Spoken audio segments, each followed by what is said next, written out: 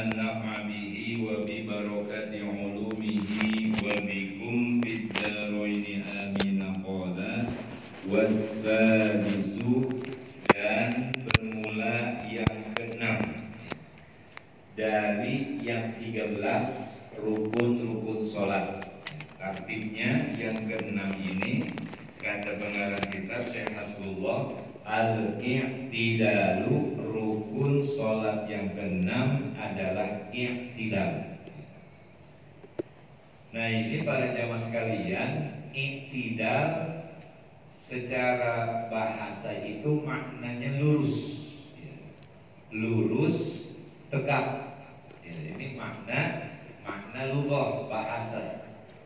Maka sering kita mendengar, apalagi kalau kaitannya dengan sholat Jumat, ya, imam biasanya menginstruksikan sebelum pelaksanaan sholat dimulai, ya, sawu sufufakum atau sawu wa'tadilu, ya, sawu, ya, luruskan dan rapatkan, wa'tadilu, luruskan. Nah ini kaitannya dengan i'tidal. Makna dasar i'tidal itu secara bahasa adalah tegak, ya, lurus. Namun secara syar'i, secara istilah yang namanya i'tidal itu adalah ayyauda, ya, ayyauda, kembali gitu. Ba'da ruku'i lima kana alaihi qablahu, kembalinya setelah ruku kepada posisi awal, posisi semula. Jadi balik setelah apa? Balik sebelum ruku, itu namanya i'tidal, posisi awal, ya. Maka nanti kalau misalnya dia sholatnya berdiri, berarti nanti sebelum dia ruku nanti posisinya berdiri. Kalau dia sholat duduk berarti posisi, ya, sebelum ruku namanya posisinya duduk. Nah ini namanya i'tidal, ya. Dan i'tidal ini para jamaah sekalian merupakan rukun qasir. Qasir itu maknanya pendek, artinya rukun pendek yang memang kita tidak boleh berlama-lama pada saat berdiri i'tidal. Berapa batasannya? Tidak boleh melebihi batasan daripada suratul Fatihah. Ya. Misalnya kita baca Fatihah seukuran misalnya 2 menit gitu ya. Itu kita tak boleh berlama-lama i'tidal sampai melebihi ukuran 2 menit. Ya, kalau kita melebihi berarti sholat kita batal. Jadi di dalam sholat ini, satu i'tidal, ya. Yang kedua adalah duduk antara 2 sujud. Nah ini kita tak boleh berlama-lama pada rukun. Makanya ini pengarang kitabnya dalam syarahnya, walau fit nafli, sekalipun di dalam sholat sunnah, jadi tetap menjadi rukun, ya, pada i'tidal tersebut. Makrunan bituma'ninati, yang disertakan atau dibarengi dengan tumakninah. Jadi kalau rukun sholat yang 13, setiap rukun itu pasti satu paket ada tumakninahnya, ya, ada tumakninahnya.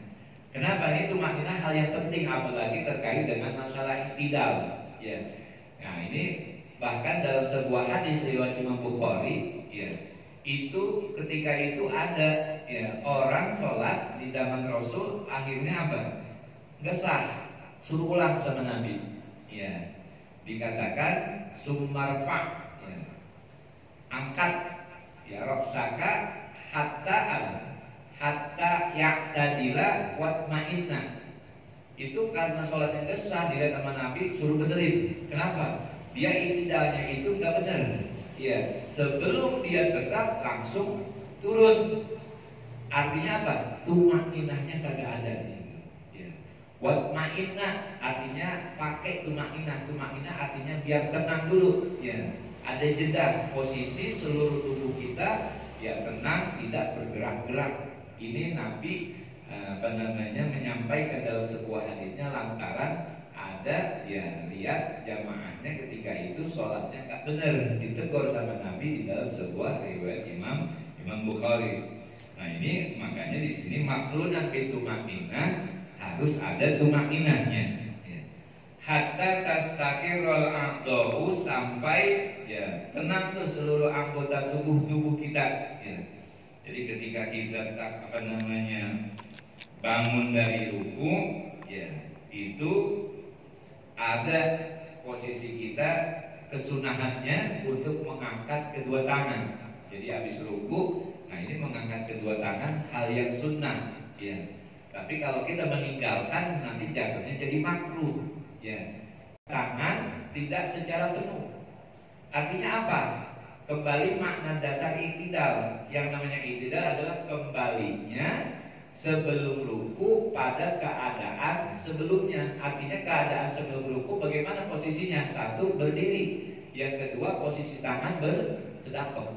Ini posisi mengambil pemahaman irsalan khafifan. Jadi ketika dia melepaskan tangan, maka dikembalikan dengan bersedekah gitu. Kalau irsalan mutlakon, ini irsalan mutlakon adalah melepaskan seluruhnya. Jadi habis kita bangun dari ruku, ya mengangkat sambil mengucapkan sami Allah. Nah ini kita lepasin, itu kita full namanya mutlakon. Cuma ya ini dua-duanya benar. Ya tinggal bagaimana kenyamanan dari kita. Ya. Kalau yang mungkin khawatir takut remnya kagak bakal, maka diambil begini, ya, dengan bersedekah.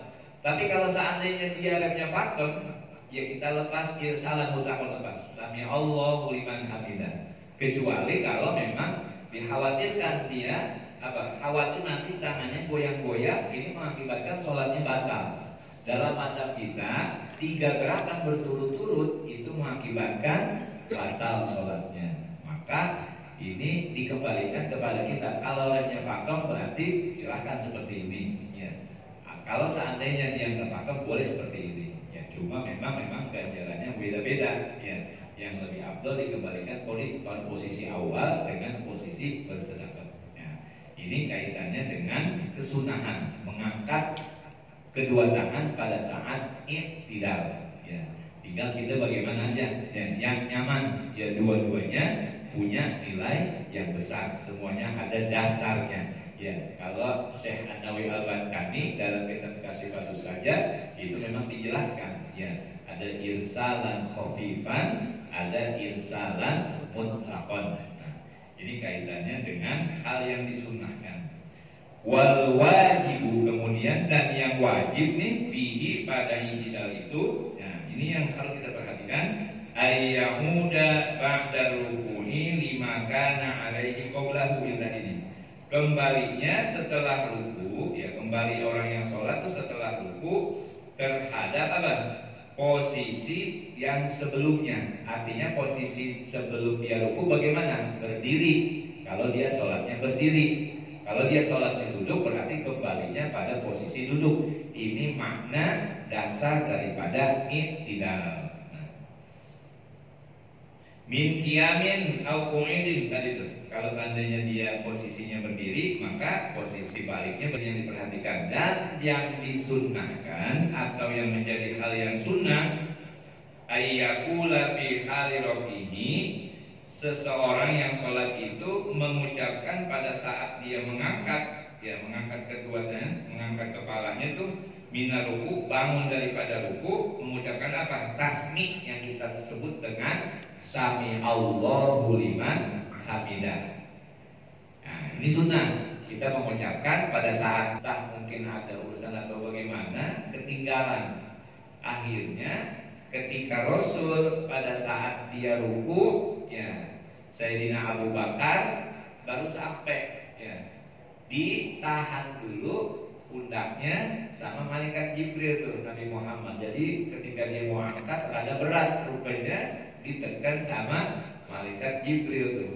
Biar apa? Biar sahabat Nabi ini, ya termasuk mertuanya Nabi, bisa mendapatkan 1 rakaat bersama dengan Nabi. Maka hadis ini menjadi satu ukuran bahwa seseorang bisa mendapatkan 1 rakaat manakala bisa bersama-sama ruku dengan imam. Ya. Nah, kaitannya dengan apa? Dengan makmum masbuk. Ya. Makmum masbuk, makmum yang memang tidak mendapatkan Fatihah imam. Cuma ketika misalnya orang imam udah misalnya bacaan surah, ya, lakum waliyadin, begitu ya. Kemudian langsung ruku, kita baru sampai, kita takbir tidak perlu membaca suratul Fatihah. Meskipun memang suratul Fatihah adalah perkara yang wajib, yang rukun. Tapi karena kondisinya dia terlambat, tidak mendapatkan waktu membaca Fatihah, maka ketika dia takbir langsung ruku. Kalau dia datang terlambat mendapatkan bisa ruku bersama imam, maka dia mendapatkan 1 rakaat bersama imam. Muafiq makmum yang memang mendapatkan suratul Fatihah, dia bareng salatnya bersama dengan kita. Ya, takbir imam, kemudian kita takbir. Cuma masalahnya kalau makmum muafiq itu, dia kalau seandainya ketinggalan terus, artinya harus dibaca Fatihahnya.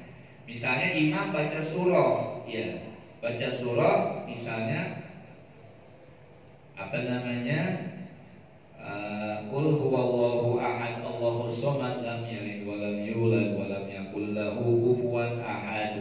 Ya, kan udah selesai tuh, mestinya imam itu langsung ruku. Nah, kemudian ini makmum bacaan surah Fatihahnya agak lama. Ya, agak lama bacaan Fatihahnya meskipun imam udah ruku, karena memang makmum ini sejak awal dia ikutin imam, maka dia nggak boleh meninggalkan Fatihah.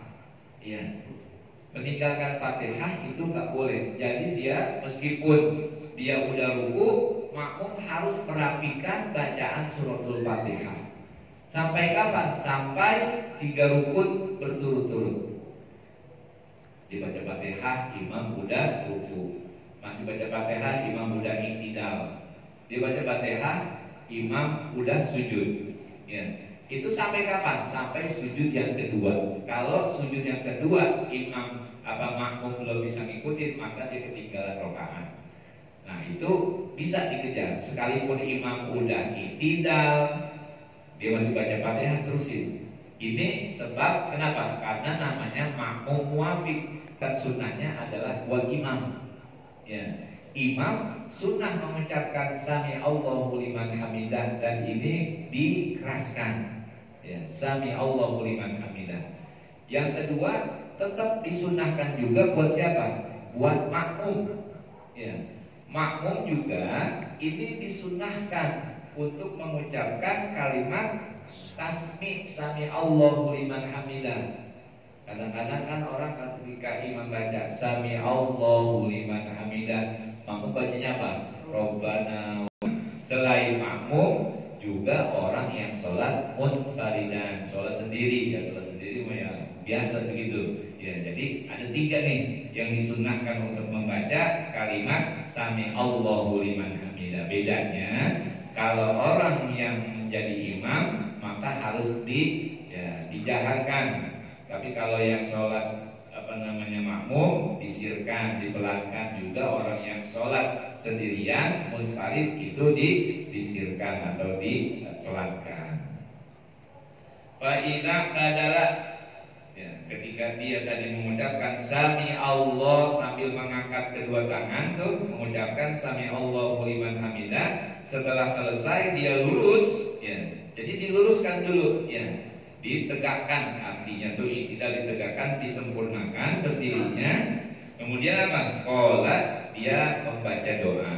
Setelah membaca sami Allahu liman hamidah, baru dah tuh membaca Robbana, ya, lakal hamdu, ya, mil'us samawati wa mil'ul ardi wa mil'u ma syi'ta min syai'in ba'du. Boleh tuh dengan doma atau dengan fathah. Robbana lakal hamdu mil as-samawati, boleh, mil us-samawati juga boleh, ya. Meskipun memang kalau gramatikal nahwunya itu lebih tepat kepada marfu. Robbana lakal hamdu mil us-samawati, ya. Lakal hamdu itu nanti mil us menjadi badal dari alhamdu. Sunnahkan kita untuk membaca kunut. Ya, kunut ini kan makna aslinya adalah patuh. Ya, waja'alna minal qanitin. Qanitin itu orang yang patuh. Kunut maksudnya bacaan doa. Dan bacaan doa kunut ini dalam mazhab kita itu syaratnya 2. Harus ada sana, artinya pujian. Dan yang kedua ada ad-doa. Jadi di dalam kunut ada pujian, ada yang namanya sana, as-sana'u, pujian. Yang kedua ad-doa. Nah, ini dilaksanakan kapan kita membaca kunut? Fi'tidal raqatil akhirati minas subhi kulla yaumin. Artinya kita baca kunut ini pada rakaat kedua pada sholat subuh yang biasa kita laksanakan. Nah, ini sunnah, ya. Tapi sunnahnya sunnah apaan? Kalau kita tinggal kagak baca kunut, baik itu kita sengaja atau tidak sengaja, maka ditekankan di akhirnya kita melakukan sujud sahwi. Ya, sujud sahwi ini sujud dilakukan sebelum salam. Habis innaka hamidum majid. Mestinya kan salam tuh, karena ada sunnah apa? Sunnah kita membaca kunut adalah pada saat sholat witir. Ya, minan nisfisani pada pertengahan kedua daripada bulan Ramadan. Nah, ini menjadi rumusan dalam ulama-ulama fikih. Jadi ada Sya'ban, ada Ramadan. Kalau malam nisfu Sya'ban itu disebut dengan nisful awal, setengah pertama, artinya paruh setengah yang pertama. Kapan kita nisfu Sya'ban? Malam yang ke-15. Ini namanya disebut dengan nisful awal. Namun setelah bulan Sya'ban masuk ke Ramadan, kita menggunakan sunnah membaca kunut pada sholat witir, itu disebut dengan nisfus sani atau nisful akhir. Ya, berarti pertengahan kedua. Malam 1 sampai 15 namanya nisful awal. Sedangkan malam 16 sampai akhir disebut dengan nisfus sani. Maka ketika kita membaca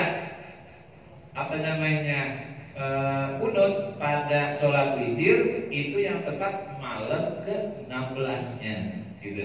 Tapi kalau kita bikin nisfus Sya'ban, itu nisful awal, malam yang ke-15-nya.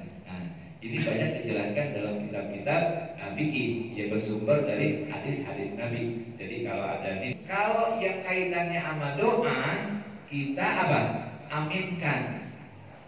Ya, kalau sholat sendiri mah ya artinya biasa. Cuma kalau dalam kaitannya dengan sholat berjamaah, kita harus perhatikan ketika Allahumma hdini biman hadai wa kita sebagai jamaah mengaminkan Allahumma hdina kalau berjamaah. Allahumma hdina biman hadain, amin. Terus itu. Kemudian fa innaka ta'ti, ya, ini adalah pujian seluruhnya jamaah maupun imam baca.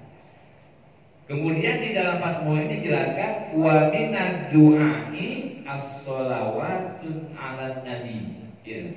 Dan termasuk doa juga yang perlu diaminkan adalah bacaan sholawat, karena ini merupakan bagian doa.